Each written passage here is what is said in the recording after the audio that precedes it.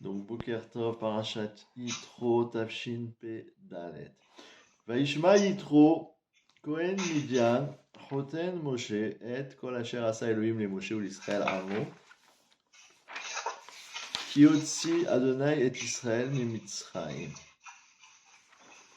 Donc, la Torah nous raconte qu'il y a une personne qui s'appelait Yitro, qui était le prêtre de Midian, mais qui était également le beau-père de Moshe, et qui a entendu tout ce que Hachem avait fait à Moshe et à Israël, son peuple. Qu'est-ce qu'il leur avait fait? Il leur avait fait la manne qui était tombée, le puits qui suivait l'Israël dans le désert, la Milchamat Amalek. Alors, Kiotzi Hachem et Israël, mais Mitzrayim, parce que Hachem il avait fait sortir les Bnei Israël d'Égypte, et ça c'était le plus important de tout.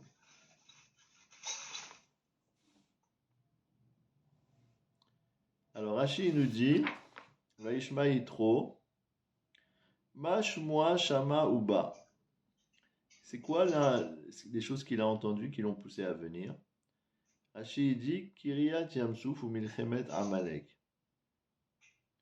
L'ouverture de la mer Rouge et la guerre contre Amalek. Chaora, ça pourrait paraître a priori une contradiction avec ce qu'on vient de dire à l'instant. Il y a beaucoup de bruit chez vous, vous pouvez baisser un petit peu le bruit. Ça pourrait paraître une contradiction. Pourquoi? Parce que Rashi il a dit Et kol asher asalahem be'eridat aman ou be'ber ou be'amalek. Donc il n'a pas cité ici la Kriyat Yamsouf, il a parlé de la manne, du puits et de Amalek. Alors il faut dire qu'en fait c'est pas une contradiction. Il avait entendu différentes choses, mais ce que Rashi nous a dit, Mashmoa Shama Uba, c'est quelles ont été les choses qui l'ont poussé à venir. Quelles ont été les choses qui l'ont poussé à venir.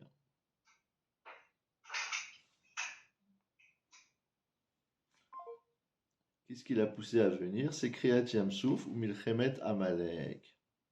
Ça, c'est ce qui l'a poussé à venir. Mais les autres, il avait également entendu. Alors, voilà. Ensuite, on dit quoi?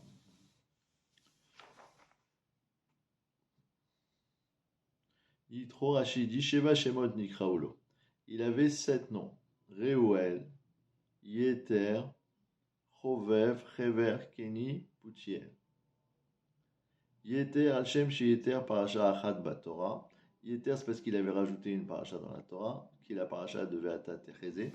On va voir que Yitro, il va donner plus tard un conseil à Moshe Rabbeinu de prendre des gens qui vont le seconder.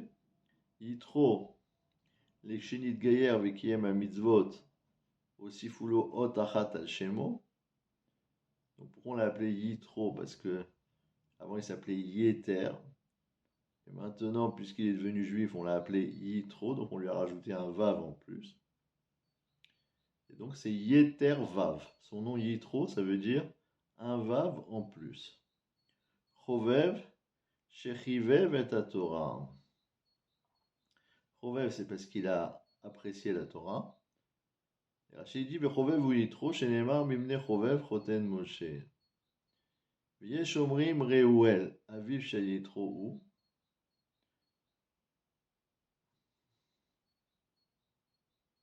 Il y en a qui disent que Reuel, que nous pensons que c'est Yitro, il y en a qui pensent que c'est le père de Yitro, et que s'il y a marqué que les filles d'Yitro, elles sont allées chez Reuel, leur père, ça ne veut pas dire chez Yitro, mais chez le père de Yitro, parce que les enfants, ils appellent leur grand-père papa. Bref. Donc tout ça, ça veut dire quoi? Ça veut dire que le Yitro en question, ne vous étonnez pas que vous lui trouviez plusieurs noms dans la Torah. Vatavona el Reuel aviem, donc c'est lui Reuel. Pourquoi on l'appelle Reuel? Parce qu'il faisait paître des animaux pour la Avodazara, puisqu'il s'occupait d'Avodazara. Donc Réou, c'est le berger, elle, pour les divinités. Yéter, comme on a dit, parce qu'il a rajouté une paracha à la Torah. Yitro, parce qu'on lui a rajouté un va. Rovev, parce qu'il a apprécié la Torah. Réver, il semble que c'était son nom, ça. Kéni, c'est de la région dans laquelle il habitait. Et Poutiel, comme on a dit, Pitem, à Galim, la Vodazara, il a gavé des veaux pour l'idolâtrie. Donc voilà un homme qui a deux cartes d'identité, si on peut dire. La première, c'est que il est le beau-père de Moshe Rabbeinu, le beau-père du Gadol Hador, du grand de la génération, de celui qui va transmettre la Torah. Et d'autre part, il est également quoi? Il est également Cohen Midian. Cohen Midian, ça veut dire chef de l'idolâtrie. Et ça, c'est pas tellement une louange. Et la Torah, elle nous dit si c'est une louange, parce que quand quelqu'un qui est chef de l'idolâtrie abandonne tout pour venir dans le désert et s'approcher de la Torah, c'est un Kiddush Hashem Gadol Meod. Et donc ça vient expliquer ce que Rashi dit Vaishma Yitro. Mashmoa Shamaouba, qu'est-ce qu'il a entendu et qu'il est venu? C'est Kriyat Yamsouf ou Milchemet Amalek. L'ouverture de la mer Rouge et la guerre d'Amalek, qui sont deux choses complètement antinomiques. L'ouverture de la mer Rouge, ça veut dire que Akadosh Baruch Hu, il fait un nes extraordinaire pour le clan Israël, avec tous les détails qui sont mentionnés là-bas, des dizaines, des centaines de nissim dans le même nes, que la mer s'ouvre, mais elle s'ouvre en 12 couloirs, et qui passe à pied sec, et qu'il y a de l'eau douce, et qu'il y a des boissons pour les enfants, et qu'il y a des choses qui miraculeuses pendant ça, que personne ne s'embourbe dans le sol, et ils peuvent se voir les uns les autres, et ainsi de suite. Bref, des nissim à non plus finir, pour qu'ils traversent la mer à pied sec. Et de l'autre côté, l'opposé, strict opposé, c'est Milchemet Amalek, ça veut dire la guerre contre Amalek, qui lui normalement n'aurait jamais dû venir, puisque Shamou, Amim et Gazoun, les peuples ont entendu et ils se sont mis en colère, c'est-à-dire ils étaient effrayés de tout ce qui s'est passé à la sortie d'Égypte et à Kriyat Yamsouf, et donc personne n'osait s'approcher. Et lui, Amalek, il est venu comme devant une baignoire qui contient de l'eau brûlante et que personne n'ose rentrer à l'intérieur. Et il s'est dit, moi je sais que je vais me brûler, mais tant pis, au moins ça va refroidir la baignoire. C'est-à-dire, ça va donner aux gens l'impression que ce peuple n'est pas invincible. Bien qu'il est sûr qu'il va perdre. Mais il s'est dit, il vaut mieux commencer une guerre quand même à un moment où personne n'ose la faire, pour rafraîchir cette peur, pour diminuer un peu cette peur panique que tout le peuple, que tout l'univers a du clan Israël, et leur montrer qu'ils ne sont pas si invincibles que ça.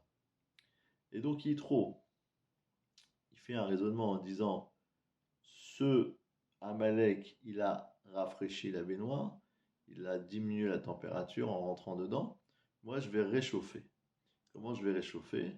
Si lui, Yitro, qui est capable d'être tellement attaché à toutes les idoles du monde, comme il va dire un peu plus loin, maintenant je sais que Hachem, il est plus grand que toutes les divinités. Comment tu sais?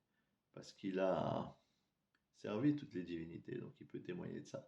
Donc ce témoignage-là, il va être quelque chose de grandiose, qui fait que ça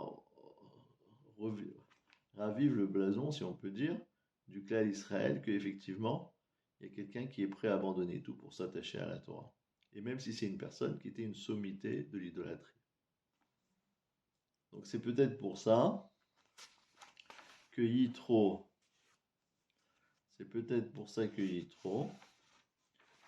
il a demandé à Moshe Rabbeinu de sortir à sa rencontre. Puisque Vayavo Yitro, Chotel Moshe Banavishto El Moshe Lamidbar Asher Ochone, et il a dit Vayomer El Moshe, Ani Chotnecha Yitro Baelecha, je suis ton gendre Yitro qui vient vers toi, Veishtecha et ta femme, je te ramène ta femme, Ushne banea ima, et ses deux enfants avec elle. Sous-entendu, je te demande s'il te plaît de sortir. Yitro, il a dit à Moshe par le biais d'un envoyé, d'un chaliar, Anichi chotnicha ito. Rachid explique, Imenata yotse begini, si tu ne sors pas pour moi, c'est begin ishtecha, sors pour ta femme. Vimenata yotse begin ishtecha, et si tu ne sors pas pour ta femme, c'est begin shene banea, sors pour tes deux enfants. Donc, sous-entendu, il a insisté pour qu'on vienne à sa rencontre. Et Moshe Rabbeinu, il est sorti du Kratrotno. Et Rashi rapporte ici Kavod Gadol Nitkaven Yitro Beotasha. Yitro, il a bénéficié d'une grande manifestation d'honneur à ce moment-là. Kevan si Yatsa Moshe, que puisque Moshe Rabbeinu il est sorti, Yatsa Aaron Nadav Avio. Sont sortis Aaron Nadav Avio. Umi Ushera Etelu Yotzin Velo Yetse. Et qui c'est qui va voir ceux-là qui sortent et qui ne va pas sortir? Autrement dit, 3 millions de personnes sont sorties, ou 600 000, à la rencontre de Yitro. Et pourquoi Yitro, il était fervent, friand de ce genre de kavod? Pas pour lui-même, mais parce qu'il a dit, puisque je viens pour faire un Kiddush Hashem, une sanctification du nom d'Hashem, plus il y a de monde, plus le Kiddush Hashem sera grand. Et donc, d'après ça, on peut donner une première explication à la question que tout le monde se pose. Comment se fait-il que cette paracha, qui est la paracha de Matan Torah, qui est la paracha des Aseret Adibérot des 10 commandements, elle porte un nom de quelqu'un qui s'appelle Yitro et qui, somme toute, était un goy, un nom juif à la base. Pourquoi on n'a pas appelé cette paracha Moshe Rabbeinu, puis c'est lui, grâce à lui qu'on a donné la Torah, ou parachat Aseret Advarim, la paracha des 10 commandements, ou je ne sais. C'est une question que beaucoup de Mefarshim demandent. Et une des réponses qu'on peut apporter, c'est de dire Yitro mérite d'avoir une paracha à son nom si son nom est vecteur d'un tellement grand Kiddush Hashem, d'une aussi grande sanctification du nom d'Hashem, en ce sens que il a fait exprès de venir montrer qu'il abandonnait tout pour se rapprocher de la Torah, alors que lui, il était un représentant de la Avodah Zarah. Imaginez maintenant que le chef du Hamas, ils disent on regrette d'avoir fait ces attentats, c'est le peuple juif, le peuple élu, et nous on veut ni terrain, ni quoi que ce soit, qu'ils fassent ce qu'ils veulent, etc. Si ça vient de lui, ça va avoir une portée différente que si c'est quelqu'un de l'ONU ou des États-Unis, et ainsi de suite. Donc ça peut être une première réponse. Pourquoi la Torah, elle a donné le nom de la paracha Yitro à Yitro. Maintenant, deuxième réponse, pourquoi la paracha Yitro? Deuxième réponse, pourquoi la paracha Yitro, elle s'appelle... Pourquoi la paracha Yitro, elle s'appelle Yitro? Deuxième réponse, c'est parce que... On a demandé comment on peut appeler une paracha le nom d'une personne. Première réponse, parce que c'était par rapport au Kiddush Hashem.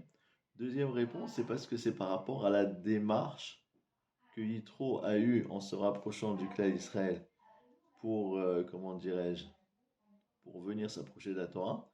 Et la Torah va nous donner cette démarche comme étant un exemple parfait de la démarche qu'un juif doit avoir au moment où il veut recevoir sur lui la Torah.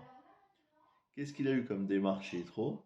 Démarche d'abandonner l'intégralité de tout ce qu'il possédait. Il était Yoshev Birvodo Shel Olam. Il était dans un endroit très honorable à Midian. Il avait des fonctions, il avait des gens qui étaient autour de lui, etc.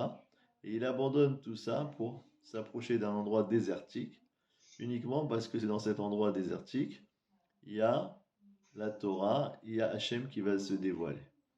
Alors, on nous dit, vous aussi, chaque Béné Israël, quelle que soit votre situation, quel que soit votre mahamad, la position que vous avez, les honneurs que vous avez, la gestion des choses que vous possédez, etc., ça vaut la peine de tout mettre de côté pour être prêt, pour écouter le Dvar Hashem qui va être mitgalé au moment de Matan Torah. Nous avons un midrash qui nous dit qu'au moment de Matan Torah, un oiseau n'a pas fait de son, un animal n'a pas meuglé, hein. Même les anges, ils étaient statiques, personne ne bougeait, tout le monde est resté silencieux, il n'y avait pas eu un moindre bruit au moment où Hachem a dit Anochi Hachem Elokecha. Donc ces mouvements-là, ce mouvement de silence, si on peut dire, exceptionnel, c'était dû à quoi? A priori, c'était dû au fait que Hachem ne voulait pas qu'on puisse craindre qu'il y ait une autre voix, une autre force que lui dans l'univers. Donc il a fait faire silence à tout l'univers pour qu'on sache que En Od Milevado. Il n'y a rien d'autre que lui. Il n'y a personne qui peut déranger, Kaviachol, ce dévoilement. Il n'y a personne qui peut déranger ce dévoilement. Quand il se dévoile, il se dévoile. Mais aussi parce qu'il y avait un parad. Il y avait une crainte absolument exceptionnelle de toute la création, qui était que maintenant on arrivait à Yom HaShishi. Le Midrash, il est doré, c'est quoi Yom HaShishi? C'est le 6 Sivan. Le Midrash, il dit pourquoi dans la paracha de Bereshit, il y a marqué Yom HaShishi, le fameux sixième jour, pour nous dire qu'Akadosh Baruch Hu, il a fait une condition. Naïtna Akadosh Baruch Hu immaaseh Bereshit. Si les Bnei Israël ils reçoivent la Torah, ben le monde va se maintenir. Et sinon, Akadosh Baruch Hu, il dit Ani marzir et haolam le tohu vavohu. Je ramène l'univers à la notion de néant. Et donc, c'est ça qui a marqué dans le pasuk dans Teilim. Eretz yara veshaketa. La terre, elle a eu peur et elle s'est calmée. Alors, elle a eu peur ou elle était calme? C'est pas la même chose. Alors, la Gemara, elle explique, non, au départ, elle a eu peur que les Bnei Israël n'acceptent pas la Torah. Et une fois qu'il y a eu Matan Torah, alors elle s'est calmée. Elle a dit, il peut y avoir une continuité. Donc, tout l'univers était suspendu à cet instant fatidique, comme si quelqu'un, il avait un véhicule, mettons, dans lequel il y avait quelques litres d'essence, et il pense qu'il a juste assez d'essence pour aller jusqu'au chez le concessionnaire où l'attend sa nouvelle voiture. Donc maintenant, dans les derniers mètres, dans les derniers kilomètres, il retient son souffle. Est-ce que la voiture, elle pourra encore rouler quelques minutes pour arriver jusqu'à l'endroit où l'attend son nouveau véhicule? Ou bien non? Parce que si ça s'arrête avant, bah, il est foutu. Donc ici aussi, l'univers, il avait Davar Tzival et Levdor. Beaucoup, il a donné la Torah pour la 26e génération. Et quoi? Et donc le monde était suspendu. Il y avait, si on peut dire, assez d'essence pour tenir 26 générations jusqu'à Matan Torah. Et ensuite, s'il n'y a pas de Matan Torah, il n'y aura plus rien. Le monde va retourner au néant. Et donc tout le monde était suspendu en silence, en disant on attend le Dvar Hashem, on attend le Anochi Hashem Elokecha. Si ça marche, si le clan Israël accepte la Torah, s'il y a cette situation de Matan Torah, bah, tant mieux. Sinon, il n'y aura plus rien. Donc maintenant, vis-à-vis de cette situation-là, de Matan Torah qui est tellement impliquante pour l'humanité, la présence de Yitro est pour nous un exemple du fonctionnement de ce Matan Torah. Pourquoi? On va expliquer ça dans un instant. Pourquoi la présence de Yitro, c'est la manière qui nous est donnée comme mode d'emploi, si on peut dire, pour recevoir la Torah. On vient d'expliquer à l'instant que la Kabbalat Torah, c'est chiyuni, c'est quelque chose d'absolument indispensable, de vital. Sans ça, il n'y a plus rien. Sans ça, le monde s'arrête. Il y a des gens qui expliquent que c'est pour ça qu'il y a des fuseaux horaires dans le monde, pour qu'il ne soit jamais le jour et la nuit à la même heure dans tous les pays du monde. Parce qu'il y a un passage qui dit Imlo beriti yomam valaila chukot shamaim va'aretz lo samti. Si c'était pas mon alliance de la Torah, alors que c'est qu'on étudie, alors je ne placerai pas les lois de l'univers, du ciel et de la terre. Donc ça veut dire qu'il y aurait une destruction de l'humanité s'il existait un seul instant où il n'y a pas une minute de Torah dans le monde. Donc pour qu'il y ait de la Torah dans l'humanité en permanence, c'est que beaucoup il a mis en sorte que pendant que certains y dorment, d'autres ils étudient, ainsi de suite. Donc cette dimension de Torah réunite qui est vitale pour l'humanité, elle existe en permanence à chaque instant. Et il faut être conscient qu'on a besoin de cette dimension de Torah. Moshe Rabbeinu il était tellement conscient de ça qu'il a institué qu'il y a une Kriyat Torah le lundi et le jeudi pour qu'il n'y ait pas 3 jours dans la semaine où on n'a pas eu de Torah. Il y a eu le Shabbat après-midi, Shabbat après-midi, ensuite lundi, ensuite jeudi. Donc il n'y a jamais 3 jours sans Torah. Ça concerne les Hamaretzot, les gens qui n'ont pas le temps d'étudier, mais qu'au moins ils aient un accès, un chibour, un contact quelconque avec la Torah, au moins en écoutant un peu de Torah lundi et jeudi matin. Donc ça nous rappelle l'importance de cette Torah et sa grandeur. D'ailleurs, nous avons un Rashi sur le passouk Veisaper Moshe Lerotno. Moshe Rabbeinu, il a raconté à son beau-père tout ce qui s'est passé. C'est dans le passouk Chet. Rashi dit Veisaper Moshe Lerotno Limshoch et libo lekarvo la Torah. Il voulait attirer son cœur et le rapprocher de la Torah. Donc, vous savez qu'il y a une marloquette pour savoir est-ce que Yitro il est venu avant Matan Torah ou est-ce qu'il est venu après Matan Torah. Alors, qu'est-ce que ça veut dire l'imshor libo le Torah? Est-ce que ça veut dire pour l'accès, pour lui donner envie de recevoir la Torah? C'est si on dit qu'il est venu avant Matan Torah. S'il est venu après Matan Torah, ça veut dire quoi? Le rapprocher de la Torah. Ça veut dire le limoud de la Torah, pour l'étude de la Torah. D'accord? Avant Matan Torah, il a pu lui rapporter les dinim qui avaient été enseignés à Mara. Et après Matan Torah, lui donner envie de s'attacher au limoud. Alors nous, on a vu tout à l'heure que Rashi disait que Yitro, il était ce qu'on appelle Yoshev Birvodo Shel Olam. Il était installé dans un endroit très honorable pour lui. Et quand même, il s'est décidé à abandonner tout ce kavod, tout ce palais, tout cet honneur qu'il avait en tant que prêtre de la Vodazara, pour sortir dans le désert, écouter des paroles de Torah. Alors dans ce cas-là, on a l'impression qu'il a déjà fait le pas de lui-même. Il a déjà fait un effort surhumain pour la Torah. Qu'est-ce que Moshe Rabbeinu maintenant il a besoin de lui rapprocher encore un peu en plus?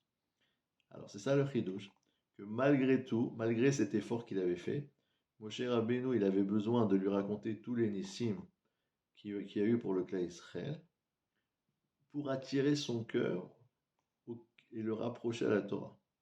Et le récit des nissim, de tous les miracles, ça a eu une influence sur lui, ça lui a fait faire encore quelques pas de plus. Alors on pourrait se poser la question, mais pourquoi? Qu'est-ce qu'il y a eu de plus dans le récit de Moshe Rabbeinu par rapport à ce qu'il avait entendu? On lui avait dit, tu sais, il y a eu la sortie d'Égypte, il y a eu les Makot, il y a eu Kriyat Yamsouf, il y a eu Milchemet Amalek, voilà, il a entendu plus ou moins tout ce qui s'était passé. Qu'est-ce que ça va rajouter? Moshe Rabbeinu, il rentre dans les moindres détails de ce qui s'est passé à la sortie d'Égypte. D'autant plus qu'on a Torah n'a pas dit que Moshe Rabbeinu lui a rapporté des choses dont il n'avait jamais entendu parler. On a l'impression qu'il lui a fait simplement une chazara, une révision de ce qu'il avait entendu. Seulement la différence, nous dit le Rav Aaron Yehuda Lev Shtelman, c'est que jusqu'à maintenant, il a entendu toutes ces histoires de personnes qui n'étaient pas concernées, qui n'étaient pas présentes. Et maintenant, il va entendre tout ce que Hachem a fait au Bnei Israël d'une personne qui a vécu ces choses-là. Quand on entend d'une personne qui n'a pas vécu le miracle et de quelqu'un qui a vécu le miracle, c'est pas du tout la même chose.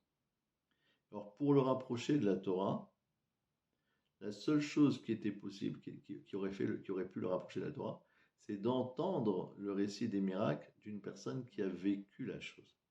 Pas simplement qui a vécu dans le sens il était présent au moment de la sortie d'Égypte, mais chez Chayet Advarim, qui vit la Kirvat Hashem, la proximité avec Hashem et l'accès au miracle, il vit avec ça.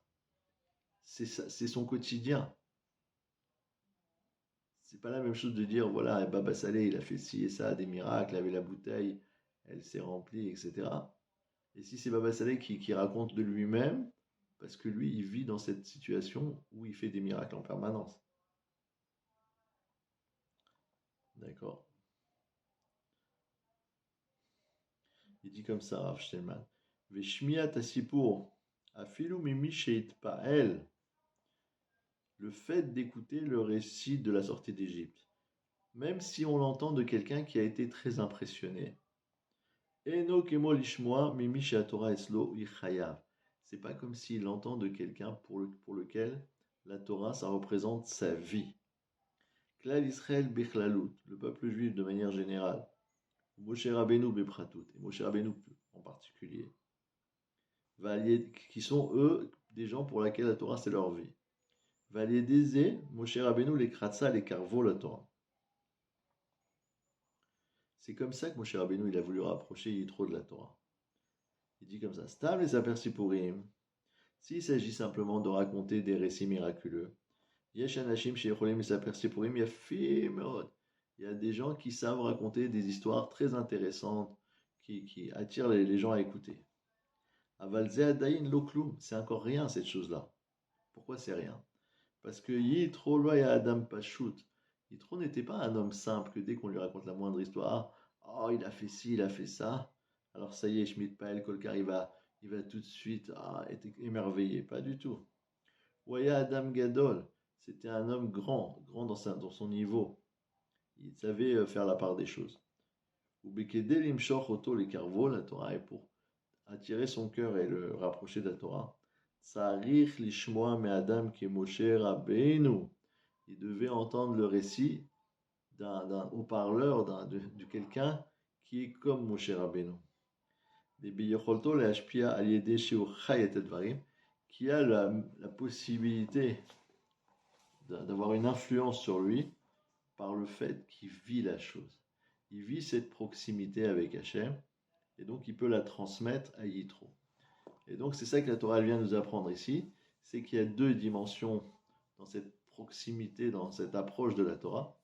Il y a, comme les gens l'Avdil qui font Teshuvah, qui se rapprochent d'Hachem, parce qu'ils ont entendu, il y a eu ci, il y a eu ça, ça leur a parlé, paraît-il, qu'il y a eu tel et tel événement, des événements qui leur parlent au fond d'eux et qui leur donnent envie de se rapprocher d'Hachem. Mais ça, c'est la première étape, c'est une gisha chitzonite, c'est une approche extérieure. Ensuite, une fois qu'ils ont un contact avec la Gemara, avec le Talmud, avec le Zohar, avec les Midrashim, etc., ils ont une proximité avec le message de la Torah tel que la Torah le transmet d'elle-même. Pas simplement du on dit ou j'ai entendu parler. Eux-mêmes, ils palpent, ils touchent, ils comprennent une svara, une explication, une idée de la Torah. Ils trouvent Ta'amu Uru Kitov Hashem. En goûtant la parole d'Hachem, ils voient d'eux-mêmes comment c'est matok, comment c'est doux et comment c'est émet, comment c'est vrai. D'accord? Alors maintenant, on doit répondre à la question qu'on a posée tout à l'heure. On a dit, qu'est-ce que la Torah elle attend de nous comme approche de Aseret Advarim, des 10 commandements, etc., qui est tellement signifié par la présence de Yitro. Qu'est-ce qu'elle est la présence de Yitro? Alors pour comprendre ça, il faut savoir que quand Akadosh Baruch Hu, il a créé le Olam, il a créé un monde. Olam, c'est Milachon Aelem, qui veut dire effacé. Un monde dans lequel la présence d'Hachem est cachée. Et pourquoi Hachem il a caché sa présence dans ce Olam? Pour qu'il y ait la place pour du Yetzirah, pour faire de la Averot. Et c'est en surmontant ce Yetzirah, en ne faisant pas ses péchés, que la personne elle va se rapprocher d'Akadosh Baruch Hu. Akadosh Baruch Hu, il voulait un monde où il y ait une possibilité de fauter pour que la personne puisse s'élever et en refusant cette faute, il puisse s'approcher d'Hachem. Donc autrement dit, même si on dit au Malchuto Bakol Mashalak, la royauté d'Hachem, elle est partout, mais nous on ne la voit pas partout. Et c'est justement ça la grandeur d'Hachem, c'est qu'il peut être présent partout et c'est à nous de le trouver partout. Et comment on peut le trouver n'importe où? Parce qu'à chaque instant, il y a une occasion de le trouver par le biais d'une sanctification du nom d'Hachem. Ici, on ne va pas manger ça parce que c'est pas cachère. Ici, on ne va pas regarder telle image parce qu'elle n'est pas pudique. Ici, on ne va pas faire ci, etc. En s'éloignant de la Havera, la personne, elle peut s'approcher d'Akadosh Baruch Hu. Donc, plus la chose est éloignée d'Hachem, et plus on réussit à la rapprocher d'Hachem, plus on dévoile la présence d'Hachem qui est partout dans le monde. Et donc, dans l'absolu, le plus grand Kiddush Hashem qu'il peut y avoir dans le Olam, la meilleure préface qu'il peut y avoir à Matan Torah, cela ne peut être que cette dimension de Yitro, qui est aller chercher une dimension de la présence d'Hachem dans l'endroit le plus éloigné possible. Et l'endroit le plus éloigné possible à l'époque, c'est Yitro. C'est Yitro qui représente le Tachlit Arichou, le plus grand éloignement possible qu'il peut y avoir de la Torah, c'est Yitro. Puisque lui, c'était un maître de l'idolâtrie qui était bien, bien loin du service d'Akadosh Baruch Hu. Et la Torah, elle nous dit, regarde comment Akadosh Baruch Hu Kaviachol, il est prêt à faire preuve d'altruisme, d'abnégation, de donner l'honneur de la paracha de Matan Torah à quelqu'un qui s'appelle Yitro, que Moshe Rabbeinu va sortir à sa rencontre, va servir comme étant serveur pendant le repas qui est fait en l'honneur de la conversion de Yitro, va raconter à Yitro tous les miracles qu'ont eu au moment de la sortie d'Égypte, va lui donner tout ce kavod, etc., pour dire voilà, c'est ça qu'on attend de toi. On attend que tu sois capable de faire une abnégation totale de ta personne, de ton kavod, de ton mahamad, de toute ta situation, pour laisser la place à l'autre, et même si cet autre, il n'est pas grand, et même s'il n'a pas un très haut niveau. Comme Abraham Avinu, il est sorti pour faire Arnasat Ochrim, c'était pas des gens Mechouvadim, c'était des Aravim. Il pensait que c'était simple arabe, il est sorti pour les honorer, etc. Quelqu'un qui veut se hisser à des hauts niveaux dans la Torah, il doit être capable de parler gentiment et de s'occuper et de faire honneur à qui que ce soit, à n'importe qui, et ne pas être orgueilleux et comment on appelle ça, aspanim, effronté avec qui que ce soit. Ça, c'est une dimension qui peut s'appeler la chassidoute. La chassidoute, c'est justement cette dimension d'être capable d'avoir des midot et du deretz avec n'importe qui. Et la Torah, elle nous apprend cette chose-là. Que Kaviachol, Akadosh Baruch Hu, il donne des honneurs pour les tzadikim, pour les gens qui le servent, bien que lui, c'est le roi du monde. Il pourrait ne pas donner d'honneur à qui que ce soit. C'est lui qui mérite tous les honneurs. Mais justement, Ezeu Mechubad Amechaved et Abriot, l'honneur, c'est de savoir honorer les autres, faire de la place aux autres. Et donc, c'est en cela que la paracha de Yitro, c'est un prototype de la Gisha à Matan Torah. Tu vas vouloir maintenant entendre la voix d'Hachem qui s'est manifestée dans ce silence absolu.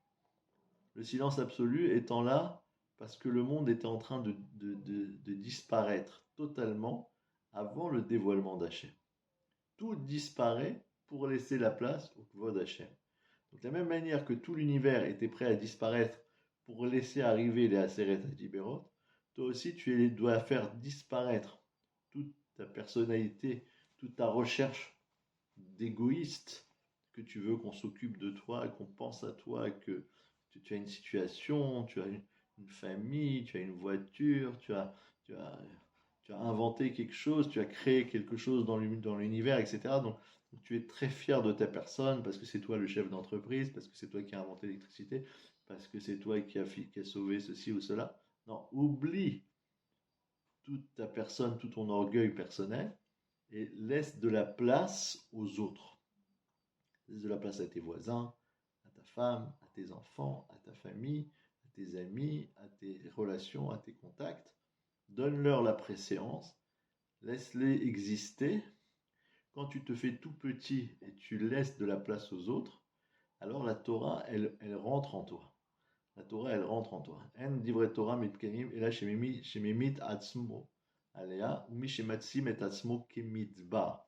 La Torah, elle vient pour des gens qui se considèrent comme n'étant pas existants, ou bien qui se considèrent comme étant un désert. C'est quoi le désert? C'est un endroit où tout le monde peut passer. Kulam dashim alav. S'il y a un champ, il peut y avoir des barrières, c'est une propriété privée. Mais le désert, c'est ouvert à tout le monde. Tout le monde l'écrase, tout le monde le piétine. Il faut savoir se rabaisser à ce point-là. Et c'est seulement de cette manière-là qu'on en arrive à pouvoir être Mekabel al Malchut Shamayim. C'est pas pour rien que les Tunisiens, le soir de Seouda Titro, ils font un repas parce qu'il y a eu un miracle. C'est quoi le miracle? C'est qu'il y avait des enfants qui partaient dans une épidémie et ça s'est arrêté par Ashta Titro. Je pense que quand les enfants ils disparaissaient à ce moment-là, chaque personne a fait tchouva, a regretté tout ce qu'il avait fait de mal. Ils ont imploré Hachem pour qu'il arrête cette épidémie. Et je pense que c'est cette abnégation qui a fait en sorte que Hachem il a eu pitié d'eux, précisément dans la paracha de Yitro, qui est la paracha de l'abnégation, de la Messirut Nefesh, du fait de se faire petit. Et donc on comprend maintenant qu'une fois qu'Yitro était dans cet état d'esprit, c'était l'occasion rêvée pour Moshe Rabbeinu de lui raconter en détail tous les pratim de tous les miracles qu'il y a eu pour le clan Israël, pour que maintenant il ait lui envie lui aussi de recevoir la Torah et de s'approcher d'elle. Parce qu'après cette première phase, cette première étape qui était d'abnégation de venir, il fallait une deuxième phase qui était une phase d'acceptation de la Torah. On a dit ça c'est la Arshara, c'est les principes de base pour recevoir la Torah, qui est de se faire petit. Une fois qu'on se fait petit, il faut maintenant laisser la place au Hémet, laisser la place à la vérité à rentrer en nous, qui est le Dvar Hashem. Exactement comme quelqu'un qui va prendre une Maseret, qui va prendre une Mara, et avec cette Mara, au moment où il va pour étudier, donc il a montré qu'il est capable d'abandonner toute autre occupation qu'il aurait pu avoir maintenant par Nassa, loisirs, distractions, etc. Il abandonne tout ça, pourquoi? Pour ouvrir la Gemara, mais ça ne suffit pas. C'est bien d'ouvrir la Gemara, mais maintenant que tu as cette abnégation et tu es prêt à entendre, il faut que ça s'imprime en toi, les paroles de la Torah, et ça va demander d'être méchanen, de réviser, de répéter, de comprendre qu'est-ce que la Gemara elle dit, et de comprendre qu'est-ce que Hachem attend de toi. Et ça, c'est la préface qui nous est donnée par Yitro, et ça doit nous servir comme leçon de modestie pour s'approcher et ouvrir notre cœur. Vaishma Yitro, il a pu entendre Yitro, que nous aussi on puisse entendre.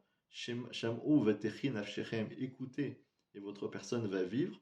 Parce que tant qu'on n'a pas eu cette modestie pour arriver à entendre la parole de la Torah, on peut passer toute notre vie à côté, ne jamais avoir entendu le Dvar Hashem, parce qu'on avait trop d'orgueil et on avait trop envie de s'entendre nous-mêmes.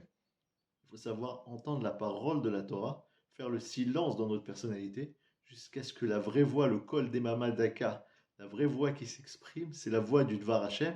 Et là, la personne, elle entend le Hémet qui va vibrer en elle et il peut recevoir la Torah. Voilà. Shabbat Shalom.